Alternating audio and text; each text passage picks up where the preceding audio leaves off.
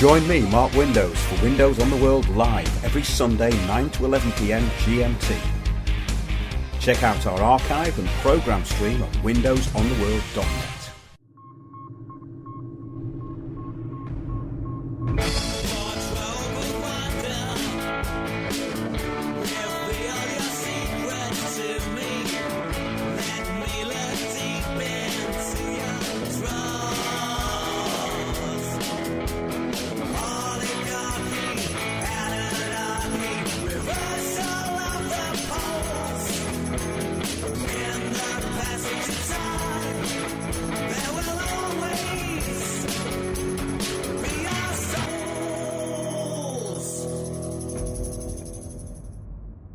Welcome to Windows on the World. What a great show we've got for you tonight. We have a special this week on what is going to be coming to your town. Yes, the agenda which is being rolled out all over the country and indeed the world as part of what is known as the Global Action Plan. Yes, we do report on this a lot. We've reported on it for many years, and anyone who's listened to the show will know about it. If you haven't listened to the show, though, you will find this at first quite surprising. Well, maybe not, because most people actually realise that public consultation is a thing of the past. And we're going to explain why that is and what we can do about it. That's the most important thing, because since the principles of what's known as Agenda 21 and now Agenda 2030 were rolled out through your local council, yes, it's a global action plan implemented at a local level, all on the back of environmental policies, and we've covered this in such great detail. Do go into our back catalogue, but ever since this has been rolled out, local council planning has been, in the eyes of the public, deregulated or just kind of ignored. In other words, there is no real participation, but the illusion of participation. So tonight, we're going to be talking about the rollout of 5G at the Glastonbury Festival. We're going to be talking about meetings that were held between Glastonbury Festival organisers and the local community in the village of Pilton, which is where the actual festival takes place. And we're also going to report on a town council meeting in Glastonbury. And we're going to describe how the useful idiots, because that's what they are really, the useful idiots, or basically what they used to be known as public servants, we're going to see how they actually control the narrative of public opinion, and again, what we can do about it. So I've got recordings from both of those meetings we're going to play tonight as examples of how the public are railroaded by basically trained change agents, people who are trained in subversion, using such things as logical fallacies, which we're going to get into, and ad hominem attacks. Oh yes, we've covered this stuff for years, and do go into our back catalogue and have a good look. But we've discovered, as we say, that there's no consultation in local planning anymore, as the agenda is way above the heads of your local council, and it's a global action plan implemented locally. Our talks, The Bigger Picture, explain this in detail, which is actually why I'm still in Glastonbury and going along to some more talks soon. We have shows which include myself, Mark Windows, Piers Corbin, and Sandy Adams, and we talk about the bigger picture of what's happening in your local area, what it's about, who's doing it, and what for, and again, most importantly, what we can do about it. So last week's show was all about propaganda. In fact, most weeks we talk about propaganda. Now, we talked about a book last week by Jacques Ellul called Propaganda, The Formation of Man, which was written in the early 60s and translated from the French. And we discovered really how propaganda has been brought up to date. We talk about this a lot. Effective propaganda can only work inside a group, or principally even inside a nation. So this is really important. To actually propagandize a group, you have to be inside that group. It has to be done from the inside. It's a lot harder to do it from the outside, which is, of course, why certain countries in the world were resistant to invasion or even ideological subversion. In other words, having their government subverted. This works the same way, whether it's at a local level or a global level. Same principles.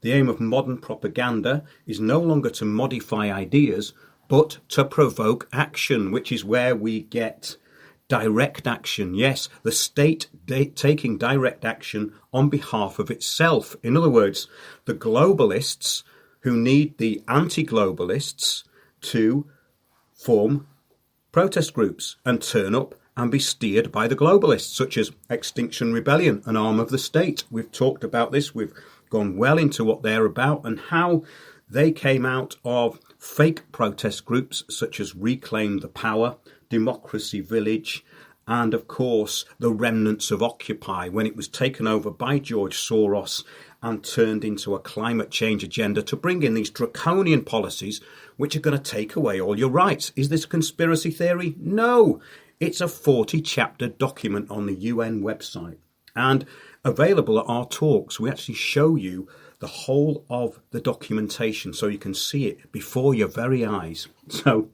over the last few weeks, though, I have suffered the boredom and predictability of listening to public officials waffling and lying through their front and, of course, their back teeth, whilst not moving their noses out of the troughs which they wish to remain glued to. Yes, we've been going to these council meetings. It's the end of all consultation. Well, the end of all consultation was some time ago, and we are being funneled into the hive mind of accepted public opinion. If you have any thoughts which might counter the boredom, remember that could be hate speak. Anything outside the controlled narrative will be unheard or basically consigned to the consensus dustbin. You know that word, consensus? It's meant to look as though everyone agrees, but in fact they don't. And we're told that there's been a group consensus brought to us by facilitators who we'll probably never see again at our local council meetings. More on all this later. We have had some fun recently. So, you know those minutes of the meetings that you've never heard of again, those fake consultations where they asked for your opinion, but they didn't really need it. Yeah, that's what we're talking about here. You know, those invalid arguments and the simple psychological tools used by those with no argument. You know, those who are implementing everything you do not want from above. Well, they, yes, are not in charge, but they would not want to admit it, as their wages rely on you thinking that they have a very important job. And we're going to get onto the jobs with later on. Yes, we recorded them in full flow. You would not believe the rubbish that comes out of their mouths when they stand up in public meetings. You're going to be, I would say, amused is probably the word. We're going to look at the invalid arguments, basically, or the logical fallacies as they're known, and the lies used by councils so that you will know what to look for. This is very important. You have to know how this works, and then you can act accordingly. And it's all about putting these people on their full public liability. They're all public servants. All these people who are making these decisions, or they think are making decisions on your behalf, all have to be indemnified if they're going to make decisions on behalf of an organisation. Public indemnity is something they run a mile from. I've had great fun on this, and I've had council websites taken down. I've had the goons running off and bowing their heads in shame. And everyone should do it. It should be the moral duty of every citizen, every upright citizen in the country to do this. But first, let's look at the anti-social media. Yeah, not social media. Let's call it anti-social media, because it is getting more anti-social all the time. Now, headline in The Guardian. Yeah, I'm sorry to mention it, but The Guardian, you know, one of the prime movers in fake news. This is what it said. YouTube blocks history teachers uploading archive videos of Hitler. Teachers trying to educate about fascism hit by service's new policy on hate speech. So history is now hate speak. Now, this has been quite accurately compared to the Ministry of Propaganda in George Orwell's 1984. The rewriting of the historical past and, of course, the present by a bunch of people in an office known as Google or YouTube, basically. So it was announced this week that Facebook labels users as hate agents, right, based on signals and off-platform interactions. How creepy is that? So basically anything historical that they don't like now doesn't exist. YouTube is pretty much finished now, as it works like a sort of mainstream TV station, feeding the public dumb trivia and hiding anything of value. Have you noticed that? It's really difficult now to find interesting videos. You actually have to know what they're called to find them. And we're losing more and more of our Windows on the World videos due to the, shall we say, community guidelines. And as for the other lot, well, Facebook now tracks users' behaviour on and off platform, hunting for signals that you could be a hate agent, even talking to a designated hate entity. Did you hear that? A designated hate entity. Now, who's designating what a hate entity is? Well, of course, it's them. It's YouTube, it's Google. And they can get a user banned according to a policy document seen by Breitbart, which is a website which a lot of extreme left-wingers call far-right, or basically alt-right. Well, we know they're all a creation of the same organisations. We know that all this came out of intelligence services and things like the Institute of Strategic Dialogue, and of course the Research Institute and Research Information and Communications Unit. No, these aren't something left over from the Cold War. These are UK government funded organisations which are there to control the narrative on Facebook, Twitter and anywhere else where they like to interfere. They're the ones who spread all this anti-Russian propaganda and blame the Russians for everything. However, Facebook's definition is quite a bit broader than the term is commonly understood. It says here, let's get to Tier 2 hate speech. Now, this could include calling a person stupid, ugly, or even a fraud. Well, okay, we better not talk about those local council meetings then. Only joking, we're going to. But if it was determined that the comment had been made on the basis of a protected characteristic like race, religion or sexual orientation, yes, it's going to be for Room 101. So the protection of so-called minority groups was invented to attack those who wish to express an opinion or an alternative view, because we have the narrow corridor of accepted public opinion. And that really does tie into what we're going to be talking about tonight. So let's get on to Tier 3 of hate speak. Now, this consists of calls to exclude or segregate a person based on their presumed stupidity, ugliness, fraudulence, and so on. There's a lot of this hurt feelings going on tonight, isn't there? Again, does this mean we can't mention the local council or their useful idiots? Well, I'm going to risk it and do it anyway. But it continues. Nor are hate signals the only factors that warrant inclusion on Facebook's blacklist. So it's good to know they're inclusive, isn't it? I hope they're diverse and vibrant as well.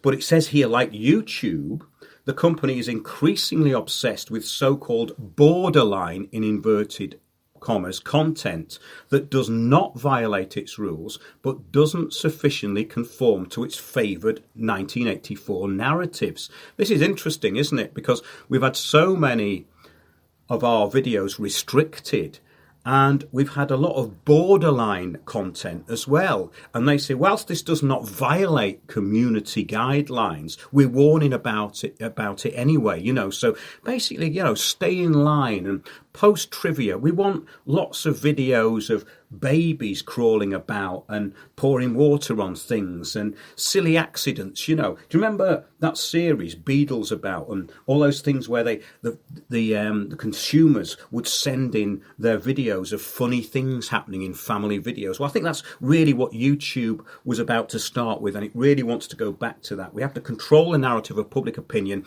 and we have to keep hate off the internet. We have a duty to do it.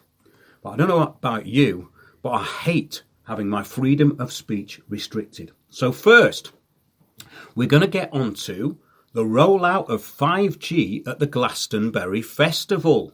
Now, I'm very near to the festival site at the moment in a secret location at Windows Towers. Let's get into the story. This is from the Daily Mirror on the 25th of April. EE, that's the company, EE, has announced that it will run a test of its 5G mobile network at the Glastonbury Festival in 2019. That's at the end of this month. Attendees who don't have a 5G-enabled mobile phone or are not on EE's network will still be able to experience 5G speeds by connecting to EE's 5G-powered Wi-Fi network. Now, that statement is very important, so I want you to remember that, because when we get to the part of the show where we hear from the spokespeople for the Glastonbury Festival, that's going to be quite important. There's a lot of backtracking going on here. So the trial, it says, will be the first time the technology has been installed at a festival. Now, that statement is also important when you're going to hear what these people have to say. Let's have a look at another bit of technical information, though. This is from Tech Radar, April 26, 2019.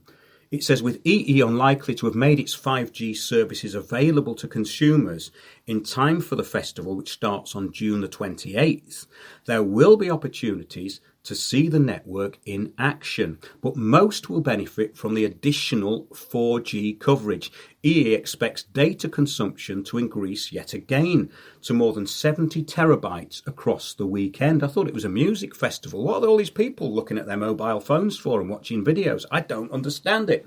It says, with Instagram posts and videos likely to cause a surge in demand. Oh yes, look at me, looking at the band, looking at the audience at Glastonbury Festival. We're extremely pleased, it says, to have EE back again, providing the best possible network for our rural site. Well, some of the people round here would actually dispute that it's a rural site. And this was added by Glastonbury's Emily Evis. And it's great that we're going to be one of the first places in the UK to offer 5G. I hope that's under your full public liability, Emily. OK, so let's carry on. Anything you say. EE has been involved with Glastonbury for 6 years, inheriting the partnership from Orange when it merged with T-Mobile in 2010. Previous initiatives have been smart tents and, get this, Wi-Fi-enabled cows. Well, there are often hundreds of thousands of those around the site over the last weekend in June at home. The old ones are the best, I suppose, but let's not get into hate speak here. OK, let's look at a bit of safety first, or the precautionary principle. Now, this is very important, which seems to work in law. This is another very important point, right? The safety first or precautionary principle works in law for pre-crimes, doesn't it? It works for pre-crimes. You can be arrested for a pre-crime under the precautionary principle, but not for the ever so smart rollout of the Internet of Things and 5G. Funny that, isn't it? Let's hear from the Environmental Health Trust, and this is an American organisation. And of course, what the local goons in the town hall will say, well, that's in America. We're talking about 5G here. I kid you not. That is their level of intellect. You're going to hear that later on. I'm just priming you for this, by the way, because it's dynamite. Well, not exactly. It's rivetingly dull, but I've edited out most of it, so you're going to get the recorded highlights. This is from the Environmental Health Trust. What you need to know about 5G wireless and microcells, or small cells. It says, we recommend a moratorium on the rollout of the 5th generation 5G for telecommunication until potential hazards for human health and the environment have been fully investigated by scientists independent from the industry. And that's incredibly important, because what Glastonbury Town Hall have decided is that they're going to listen to industry professionals who are going to be with them, not for the public, but for them. What could possibly go wrong? I wonder. However, it says here that in a 2017 5G scientific appeal, which was signed by more than 180 scientists and doctors from 35 countries, around the world, communities are being told by wireless companies that it is necessary to build, let's wait for it, it's necessary to build microcell or small cell wireless facilities in neighbourhoods, on street lights and utility poles in order to offer 5G, a new technology that will connect the Internet of Things. At every level of government, new legislation and new zoning aim to streamline the installation of these 5G microcell antennas in public rights of way. Now, this is a big part of it. There's hundreds of thousands of these little antennas being installed all over the place, all over your town. This is, of course, all now in place with 5G antennas fitted to lampposts, smart benches and property.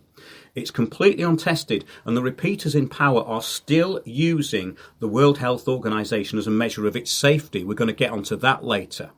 The Environmental Health Trust in the US has much information and even has scientists opposing this new legislation, which makes way for this new intrusive technology. Yes, it's all being pushed through without your consent. 5G small cell antennas are to be placed on street lights, top of street lights, we've talked about this, trash cans, utility poles, bus stops, sides of buildings, and some documents which include many research papers, which we're going to get on into a minute. And these are very important because they contain loads and loads of links to scientific papers which you can shove in the faces of these people under the precautionary principle, which we've just talked about, and make them fully liable for their actions. World Health Organization cover-up is a PDF by Olga Sheen. Take a look at that. World Health Organization cover-up. That's a really, really good and informative read. But more importantly, it has the links to the scientific documents that you will need to put in the faces of your local goons.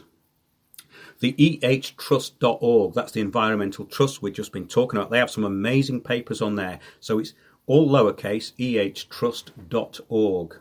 And there was a briefing on there by a Dr. Martin Paul.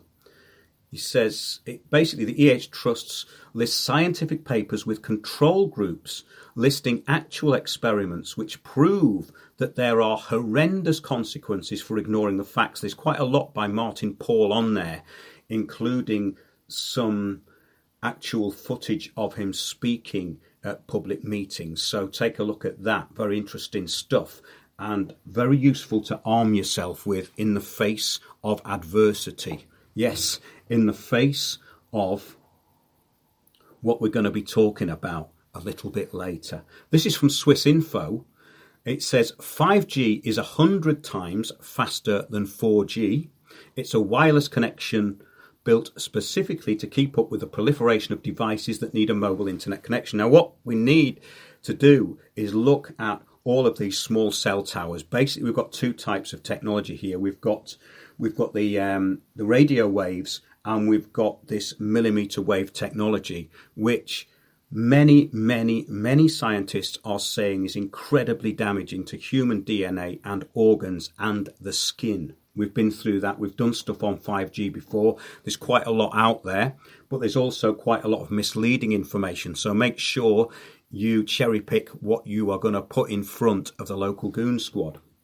It says basically that content will download quicker. This is what they're selling it on. Websites will load faster. Multiple input and output antennas, they're called MIMOs, will probably be used to boost signal anywhere 5G is offered. Now, there's 16,500 went into a borough of Waltham Forest, a borough of 250,000 people as a start off. That was to start with. Okay, and all the contracts have been signed. It's all being rolled out as we speak. It says typically when a new mobile wireless technology arrives, it's assigned a higher radio frequency. 4G occupied the frequency bands of up to 20 megahertz.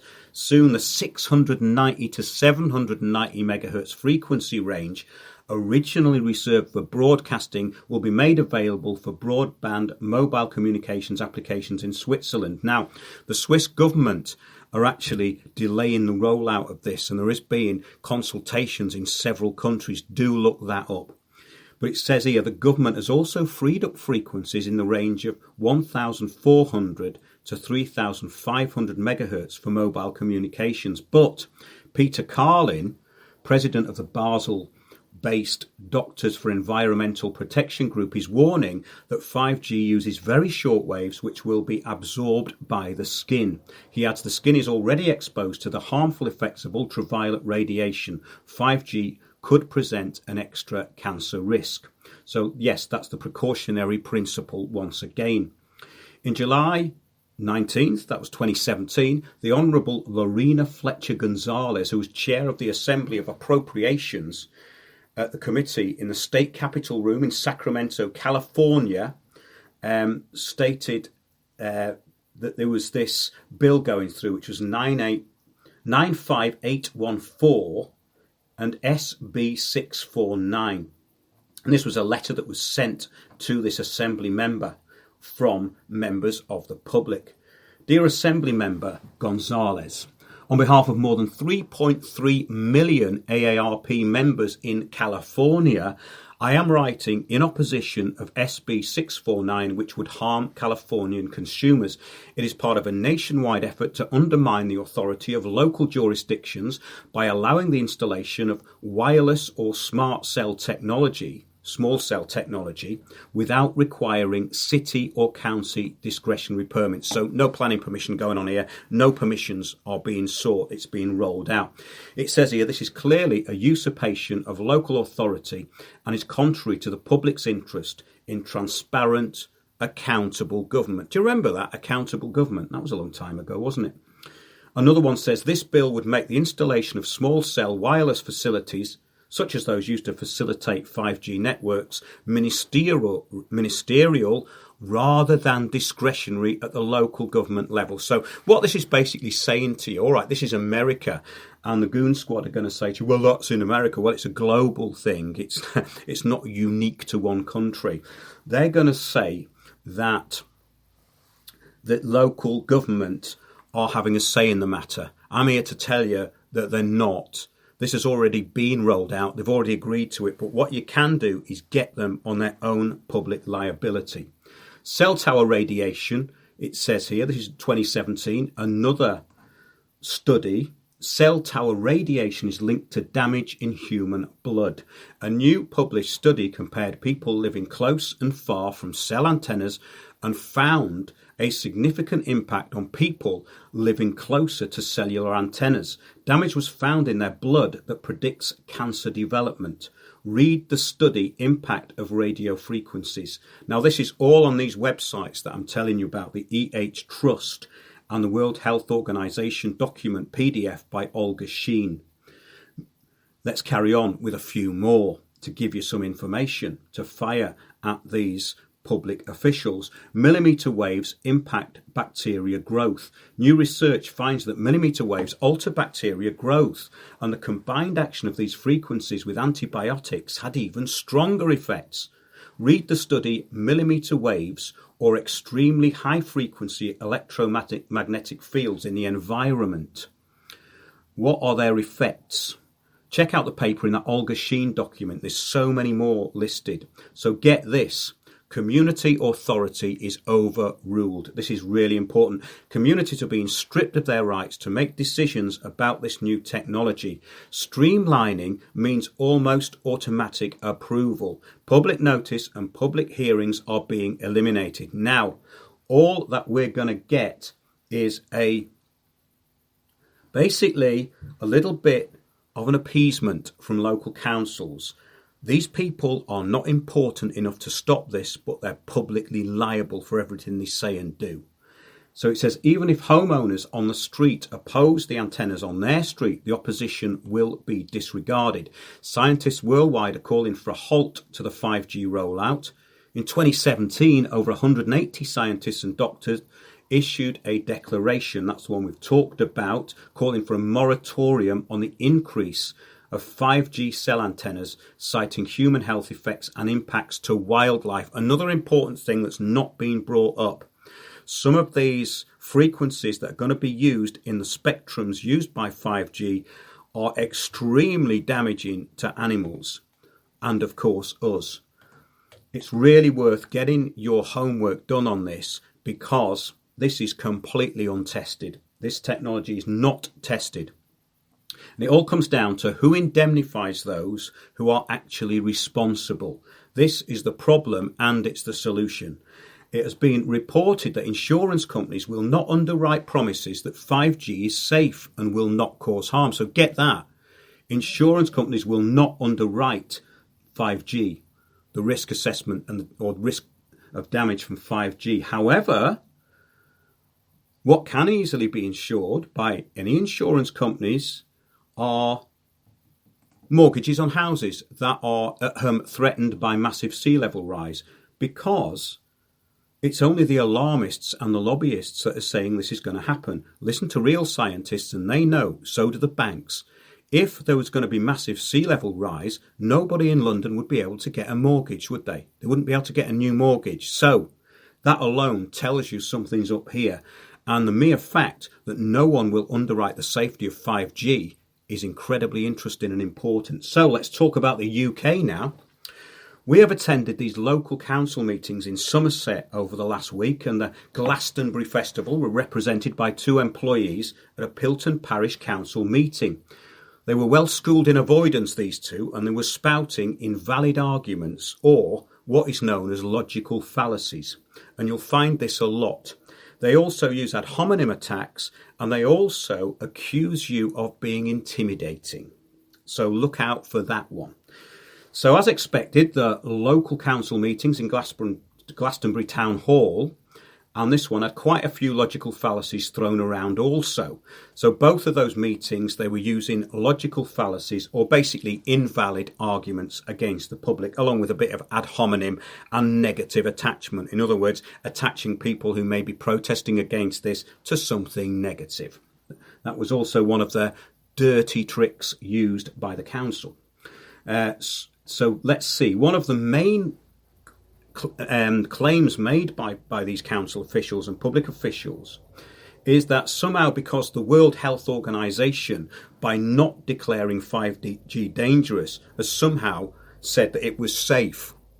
That is a logical fallacy, right? It is, of course, untested in this type of mass rollout. So any statement from the World Health Organization or any other lobbying body is worthless. We have to remember the World Health Organization are part of the rollout of big pharma and vaccinations. And of course, we had one small country banning the MMR vaccine very recently. So the World Health Organization do not do their due diligence that well, because they're not there to do due diligence. Look into what they're there for. All these are branches of globalism and the UN. No, it's not a conspiracy theory, but those people in your local town hall do need to take a look at the documents that many of them would have signed up to 20 years ago. Yes, Agenda 21. They signed it off years ago. That's where you got your 20 mile per hour speed limits from. It's where you got your hive housing from. It's while all your local businesses are being starved of income. And these are the people who are telling you that you can't drive. So the council have decided to put on a theatre show for the benefit of the public. That's what this is all about. And have laughably stated they will form, get this, an advisory group. Yes, for themselves, by themselves, with their own chosen, let's put this in inverted commas, experts, or let's just say pals or lobbyists, shall we? Now, the worrying aspect was that the public in the room actually cheered and thought it was a good idea. I just couldn't believe this. I mean, I was ready to put my hand up and say we demand ballots, and we demand that the public elect their own experts through ballots. And of course, this was not even brought up in the room. What a shame.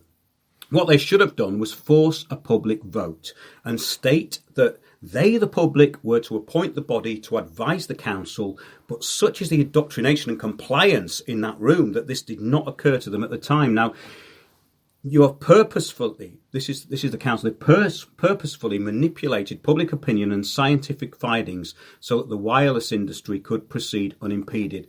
And that's exactly what the World Health Organization have done. A study carried out, get this, by the Soviet Union in 1997 tested the effects of millimetre wave radiation on animals and humans exposed to it for 15 minutes a day over 60 days. Both suffered severe effects including oxidative stress, inhibited oxygen consumption of mitochondria, structural changes to skin and internal organs, as well as damage to bone marrow and blood, metabolism and other body systems. I'll let that sink in for a minute. I mean, what's not to like about faster downloads here? I don't know what the problem is, do you? The council would no doubt say that the Soviet Union has its own propaganda. Well, unfortunately, so does the UK government. In fact, the UK government probably spends more on propaganda than just about anything else. We've covered it on our previous shows. Look it up. The only way to approach this issue is about personal liability. This was an international doctors' appeal in 2012. Physicians of the Freiburg appeal called on their colleagues, the public and the politicians and health officials in charge because they were deeply concerned about the health of their fellow citizens. This doctor's appeal, in which they strongly warned about the dangers of wireless radiation, was translated into many languages and supported by more than 1,000 physicians and more than 36,000 people worldwide. Probably more by now. I bet your local council don't know about that, you see. Over the past decade, the evidence of serious risks has been increasing and accumulating worldwide. This has all been reported. It says, as physicians, we observe a clear increase in health symptoms when radio frequency exposure levels increase with regard to distance and time, especially in the case of heavy cell phone use and in the vicinity of DECT, cordless phones, Wi-Fi and cell towers. Now, this is including problems like falling asleep, staying asleep, chronic fatigue, headaches, migraine, vertigo, tinnitus, unhealthy blood pressure levels and arrhythmias, concentration and memory problems, learning and behavioural disorders, and more frequent incidents of ADHD among children, basically driving them to distraction. Add numerous studies of independent scientists, and they've now confirmed many of these observations have also been made by physicians. Now, in the wake of the Freiburg appeal, 12 other doctors' appeals requested overdue precautionary action in response to this worrisome situation, but so far in vain. I think that's from EH Trust. So you can find all the information that you need on websites out there. We're going to be posting more of those in weeks to come, and we're going to be putting together documents to serve on the local councils. So there's no doubt that those of little intelligence and a lot of self-interest will hoodwink the public. Well, it happens every day at every council meeting, doesn't it? The useful idiots have been rolling out the local action plans on the back of a lie for over 20 years, as we just said. Agenda 21 documents, they all signed them off. We've got them. We've got them signed by councils around the country, and they are not going to stop now. So let's have a look at what logical fallacies are, because this is what you can expect from your elected public officials. Logical fallacies, the flawed reasoning of the useful idiot. Here we go. They're unsubstantiated assertions that are often delivered with a conviction that makes them sound as though they're proven facts. Is this starting to sound familiar? Let's have a look at some of the different types of logical fallacies or flawed reasoning. Unsubstantiated assertions that they will be using. An appeal to anonymous authority. You're going to hear this one a bit later. Basically using evidence from some unnamed expert or study or generalised group like scientists to claim something is true. A good example of this is 97% of scientists agree, which is, of course, a complete fabrication. But people repeat it. They don't know the origin of it, and the origin of it is very simple to find out. It was basically about the same kind of tactics used by councils. In other words, anything with climate change was put into a box, and anything agreed with climate change was read out. Does that sound a bit like your local council meetings? Yeah, it's a bit like that. Here's another one. Claiming something is true because it's commonly practiced, right? That's something that they all do.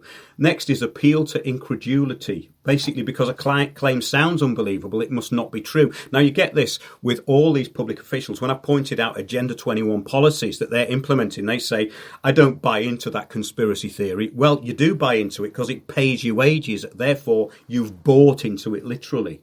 Here we go. An appeal to popular belief. Claiming something is true because the majority of people believe it. Now, this is one that they will use all day long. Here we go. Here's another one. Appeal to probability. Assuming because something could happen, it will inevitably happen. Appeal to fear. Here's another one. An argument is made by increasing fear and prejudice towards the opposing side. Yeah, that's called controlling the narrative. They do that one a lot. Appeal to ridicule. Presenting the opponent's argument in a way that makes it appear absurd. Oh, we're not going to have any of those laughable conspiracy theories in here, please. I mean, you're going to tell us that Elvis's brain is on the moon next, aren't you? You're going to tell us that, the world's flat. You're going to be one of those flat earthers. Well, we don't talk about those things in council meetings. We only talk about things we can prove, which is basically our paychecks. Now, let's hear first what the gatekeepers of the Glastonbury Festival had to say about the rollout of 5G. So let me just set this up for you, and you can hear what the Glastonbury goons had to say in the Pilton Parish Council meeting. Advisors are that are advising that it's safe. I'm very keen to know. The advice that we got is from the supplier, which is EE. Brilliant moment there when the audience realised, well, the actual concerned locals realised that it was EE who'd said it was all safe. So nothing to worry about there. No conflict of interest whatsoever. Let's carry on. And therein lies the problem. And therein lies a very significant problem. I'm sorry, but, this is why independent inquiries are very desperately needed. Can I just add to that there are there's a lot of conflicting evidence. No. There's a lot. No. I'm sorry. No, there isn't. The World Health Organization. Yeah. Oh my God! The UN. Oh my God! They're lying to you. That young lady was so overcome she could barely control herself, and one of the outbursts had me walking off from the meeting and going into a graveyard and laughing on my own uncontrollably for 20 minutes. However, I'm not going to play that bit. Let's carry on. This is Mark Cann speaking, who is with an assistant from the Glastonbury Festival to tell us all the good news about the rollout of 5G. Let's carry on. Well, Is it I'm that sorry. it's vested interest? All I'm saying is that there is conflicting evidence.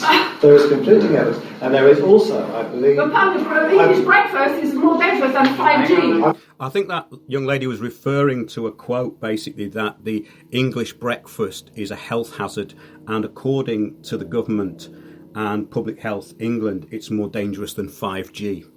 Nice one, that, actually. A nice one to throw into their logical fallacies. Here we go. Let's carry on. I'm sorry, I'm not prepared to carry on a conversation if I'm going to be shouted down.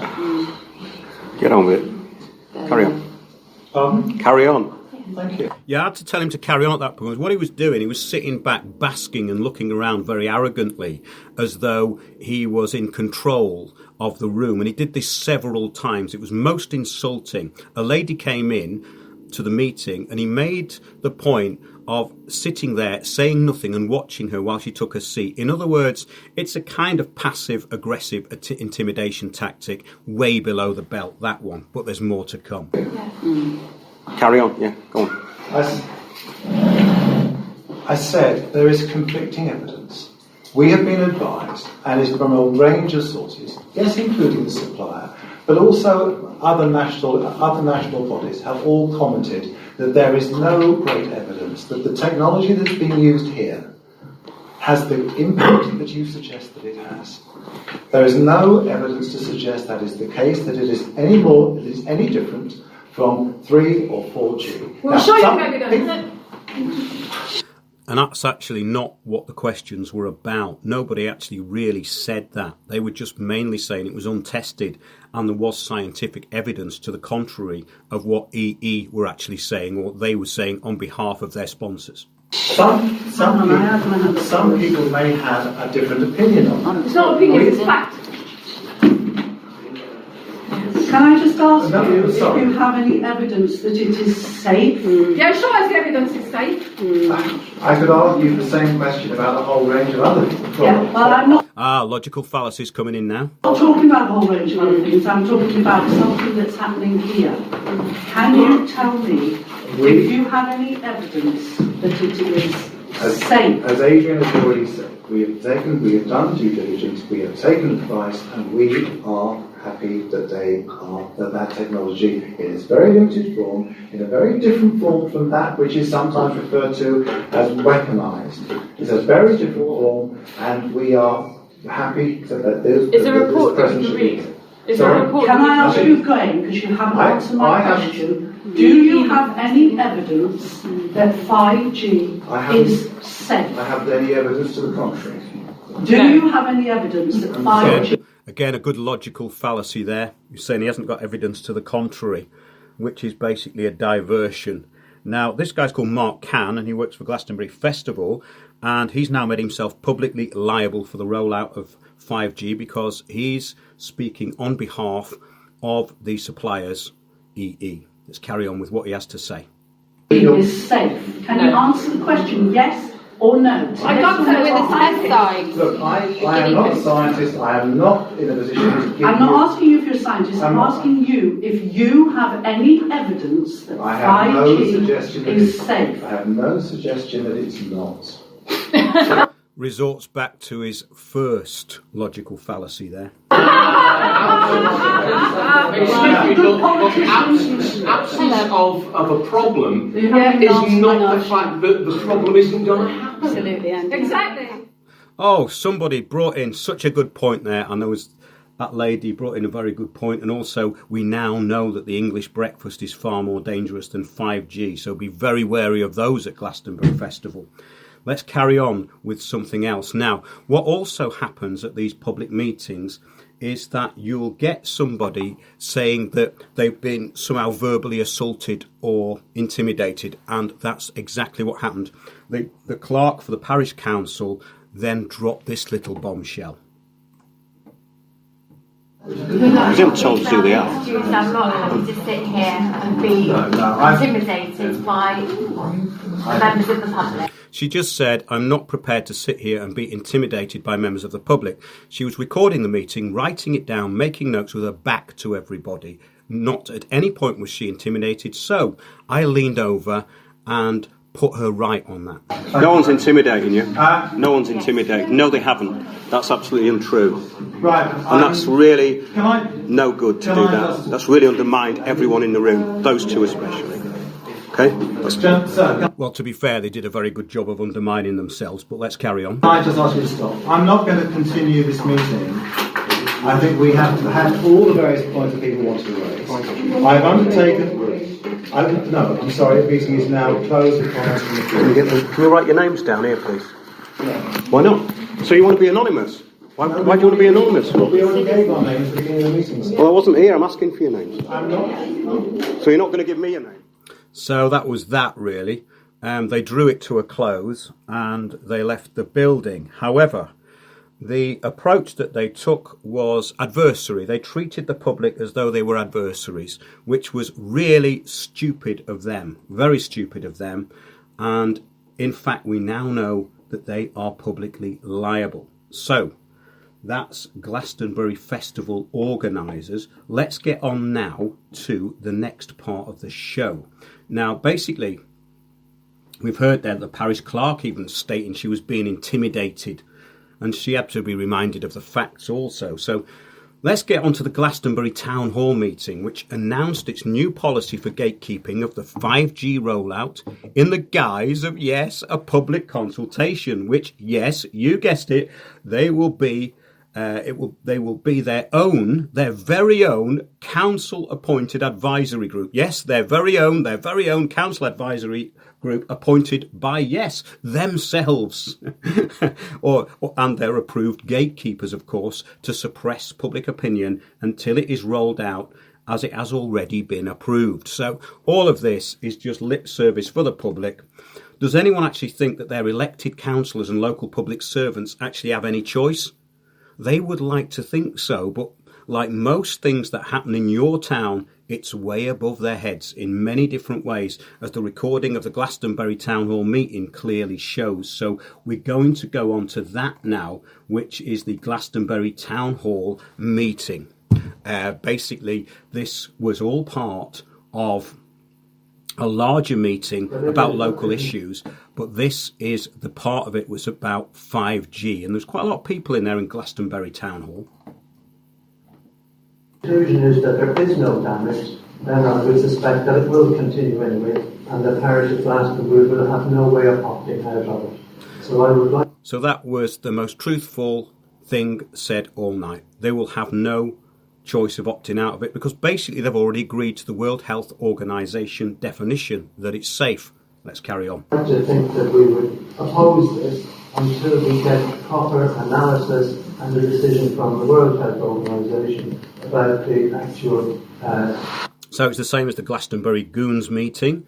This is just reiterating what they know is already going to be the outcome. So basically, they're predicting the outcome. They know that they're going to state that World Health Organization has not said it's dangerous, therefore it's safe, therefore we're rolling it out. Let's see what happens next. Problems that it will cause. Yes, Joshua, I'd like to second that, because I do believe this council doesn't understand enough about it. You'll remember that the previous council were furnished with a lot of information, and I've brought the file here. And to be honest, it was beyond me some of the maths that are included in it. So actually, I did get it sent up to Oxford, where again I've got a grandson, just to see if I could understand and get my head around some of the facts. And a lot of the information... I mean, this is incredible, isn't it? To get your head around some of the facts, you have to do a couple of hours research rather than sitting on your arse watching whatever you watch on TV. I mean, this is ridiculous. All the information is there. All you have to do is research it. But they don't want to do that because they have their fat arses on seats and their noses stuck in troughs. Let's carry on. There is mathematically incorrect. Or in the areas where they're talking about really high temperatures reaching the brain, apparently that happens in microseconds anyway in the normal function of the brain. He's talking about the effect of cellular mobile phone technology when you're holding it close to your brain. Got nothing to do with 5G millimetre waves. Therefore, sir, you're an idiot. Sit down. Oh, you're not going to, though, are you? So some of the things that are being said, including hedgerows being taken down and things, aren't happening in Glastonbury. Logical fallacy there again. So hedgerows aren't being taken down in Glastonbury town centre because there aren't any hedgerows in Glastonbury town centre. However, they're being taken down elsewhere. That means the logical fallacy is stating that because it's not happening here, it can't possibly be happening anywhere else. Great logical fallacy there. Let's carry on. It might. This is just... It's happening in Wales. Well, it might be, but at the moment, what we need to understand is the facts of all of this. And it was agreed previously that we would try and get a meeting where we could get people to look both the pros and the cons, because the other problem that we seem to have is that we're obviously all looking for a much greener agenda, and I don't think there's any... Here what he does is he diverts onto the green agenda, which he ties to 5G as though they're all part of the same thing. Now, in the bigger picture, they're part of the same thing, but not in the highly inactive and minuscule brain of this person, because what he's doing is he's sidelining everything now. A disagreement around this table about that, but it's how you get there. And sometimes the technology means you don't then have to drive the diesel vehicles, and that there are ways of doing things that are smarter. What we need to do is make sure that... I mean, I don't know why more people weren't laughing there. He's basically now saying that you don't drive diesel vehicles. We're talking about 5G millimetre wave technology. I don't think you get that in diesel fuel. You know, this is not even a useful idiot, but let's let him carry on because he loves the sound of his own voice, this one. I just thought he was never going to finish. But he actually did. What we need to do is just make sure they're safe. So I'm happy to support the amendment that we should oppose at this stage, but what we need is some more information so we actually understand what we're talking about. That we actually understand what we're talking about.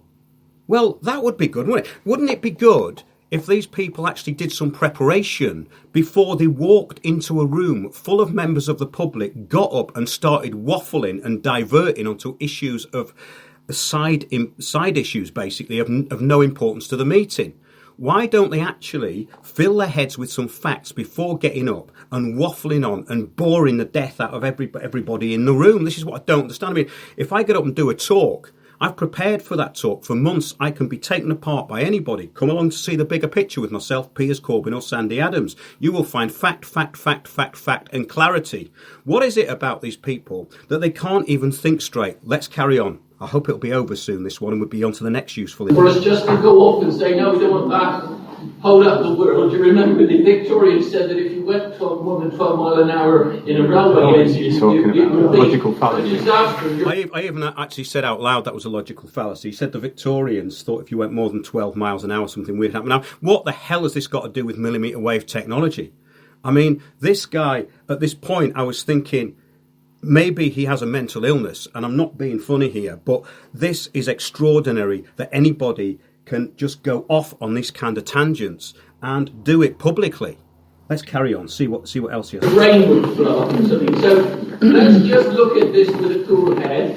Let's see if we can establish the facts. And Not at a the Friday, end of the day, Yes, I think we'd already established that earlier on. That was talking about the amount of blood that goes to the brain when you hold a mobile phone next to it. We've already established that happened. But let's see what else he has to say. at the end of the day, we should then come to a reasoned decision. Stop waffling. I'm not Can the public opposed. gallery be quiet, please? I'm not opposed to us having a reasonable discussion. It would be better, actually, if they shut up and let the public speak, really. But that was the mayor trying to address the public. Let's carry on. It can't be much longer, surely. I'm not opposed to us looking at the facts and being able to test out the facts so that we can come to a sensible decision. This man keeps going on about facts. He hasn't provided one. All he's provided is negative attachment. He gets onto that again in a minute. And logical fallacies. These are the stock trade of the useful idiot.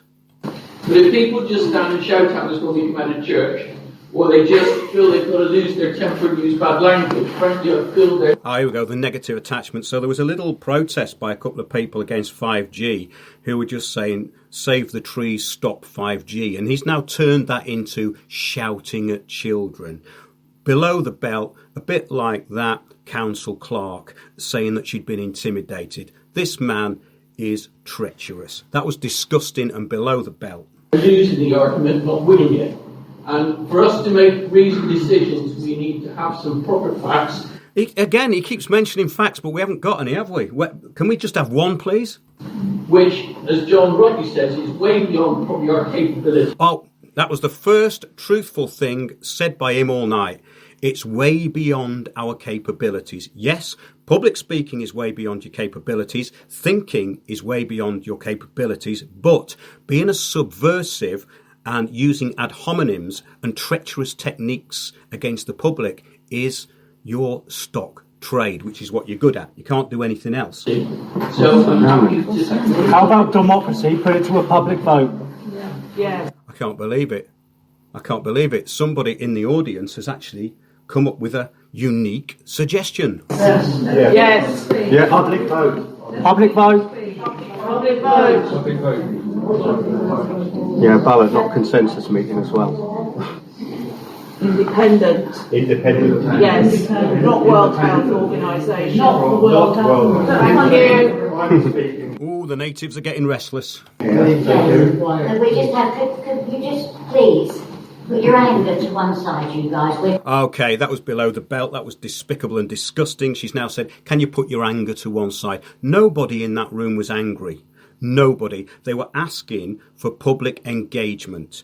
And this despicable person, I believe the mayor of Glastonbury, has now accused them of being angry. And please put your anger to one side. Stop being so hateful. It's hate speech. Let's carry Doing on. our best here. No, I don't think you are. Well, if that's your best, it isn't good enough. So maybe we should have a few resignations. Thank you, Worship. I also understand the concerns of my fellow councillors here, but I would say that part of the function of the working group will be to do exactly what you're hoping, which is to have people who are considered experts come and talk to that group, and for us to bear in mind the things that are being done at various levels around the world in investigating this. But as a council, there's nothing to stop us forming an advisory committee, a working group, and following this through. It may be that the conclusion of that working group, who knows what it will be, but it may be that the conclusion of that working group will be something similar to what you said. It may be that that working group feels that it needs further independent review than, as Mike said, the perhaps the perception of the world is. So I would... Yes, and once again it peters and dribbles out into nothing after he's not really said anything, but basically he's saying let's keep it in-house and make it look independent. Vote against the motion, vote against the amendment of the motion. Thank you. So, sorry, information in which, can I understand it? Is this, until further information is revealed from a newly convened G5 advisory, is this the Glastonbury Town Council? No, we would be inviting scientific people. Yes, but who's going to actually, we don't want to work, if we're not going to go with the word, who is this committee? Who's going to convene it? Is it the Town Council who's going to convene it? That's my question. Yeah, in response to that, it's the intention of the motion that the Town Council convenes its own working group, yeah. There you go. What can possibly go wrong? Okay, so I'll have that. Come on. I think that was enough of that, but that tells you all you need to know. This is going to be rolled out everywhere. You're going to have this false idea that you're having some input, and you're going to have to listen to these idiots dribbling nonsense, basically. I mean, these people can't even frame an argument. They can't even do 10 minutes research before they dribble on and waste the time of the public. Am I a bit cynical? No, not really. I've just been to loads and loads of these meetings, and I've heard this crap over and over again. But what about using a real mission statement? We're going to conclude with this, and this is a good idea. Use a real mission statement, letting the public officials who roll this out make sure that they know they are not only liable, but that the decisions are being made by a group connected only through the one issue that is being addressed to those in public service. In other words, I'll say that again. What you need to do is form your own group, have a public vote on it, and basically say, we are instructing you, the council, to take notice, take heed of what the public are saying. We're going to give you peer-reviewed evidence, and you're going to look at it, and you're going to tell us why this technology is safe. Not the other way around, not the World Health Organization. Let's read out. There's a few people up and down the country using this, actually. So this is a kind of mission statement, but do make your own one up. This one's worked for me anyway. Get your group together and say, we are an unaffiliated group of local residents concerned about the lack of democratic process in local government planning and policy. Well, they can't object to that, can they? We will remain unaffiliated as individuals acting collectively and within the law towards a truly inclusive democratic process where all voices are heard. Now, isn't that what they profess to be wanting to do?